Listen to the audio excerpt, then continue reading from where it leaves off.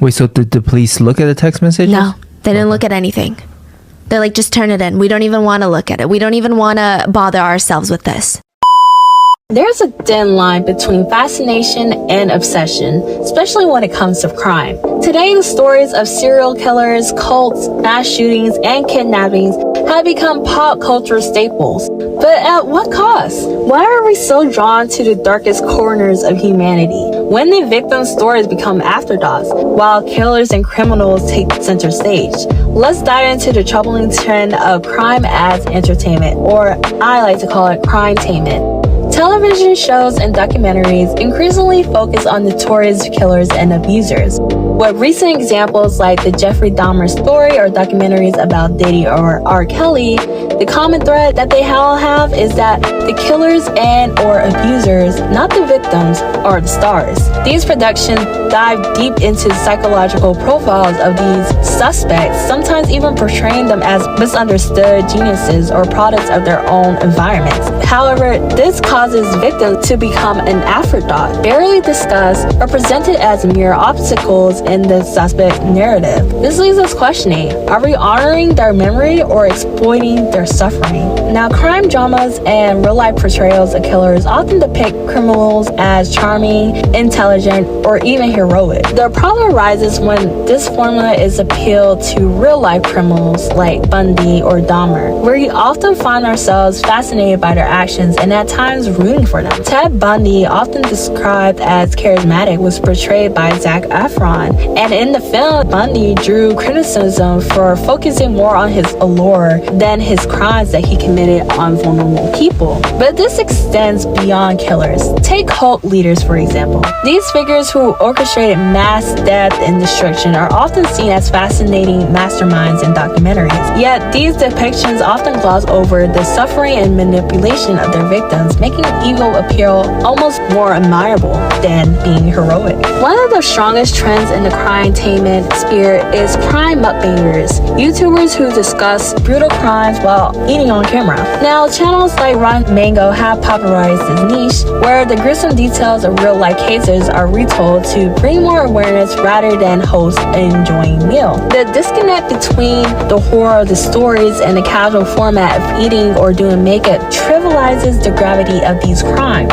The murders of families, the disappearance of children, or the terror of kidnappings are reduced to merely a dinner conversation. In addition to this, true crime documentaries are more popular than ever. While these documentaries can shed light on real issues, they often cross a line. The killers, their motives, and their psychology become the focus, while victims are often in the background. Mass shootings, school shootings, and even mysterious disappearances are increasingly treated like plot twists in Netflix series.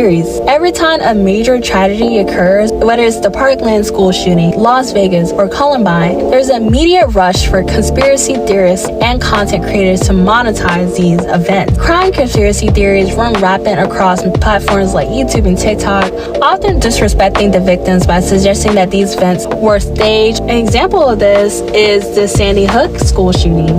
There were several conspiracy theorists who believed that the event was a hoax, which led to the harassment of the victims' families. And this tragic reality of this massacre became just entertainment for them. And it really shows just how desensitized some parts of our culture have become with crime. Now, crime dramas like NCIS, Law & Order, and 911 are widely successful. While some episodes are meant to educate or raise awareness of real issues, the overall effect is often desensitization. When violence becomes a daily feature in our entertainment diets, it stops shocking us. We see car chases, murders, and kidnappings as just another plot device, with real-world parallels fading from view. Even in fictional universes, crime is made glamorous. In shows like Lucifer or Gotham, crime becomes a part of the allure. Stylish criminals, elaborate heats, and morally gray characters make illegal behavior seem more thrilling thrilling than terrifying. While these shows are clearly fictional, the way they romanticize crime has cultural consequences,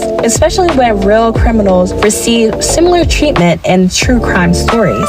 Crime has always been a staple of news, but now more than ever, crime equals viewership. From channels like Investigation Discovery to YouTube crime channels, the demand for content of real-life atrocities grows each year. What was once the domain of professional investigators is now open to anyone with a camera, leading to a paradigm shift of amateur crime solvers and conspiracy theorists. The problem is that many of these creators don't really care about the truth. They care about the view. And it sucks too because many shows claim to educate the public about justice, but as the genre has evolved, entertainment has often won. Series like Criminal Minds, the science behind criminal investigations, presenting an idealized view of forensic work that is far from reality. It really shows the blurring of education and entertainment, and it can create a distorted perception of crime solving, with viewers developing unrealistic expectations of how they can find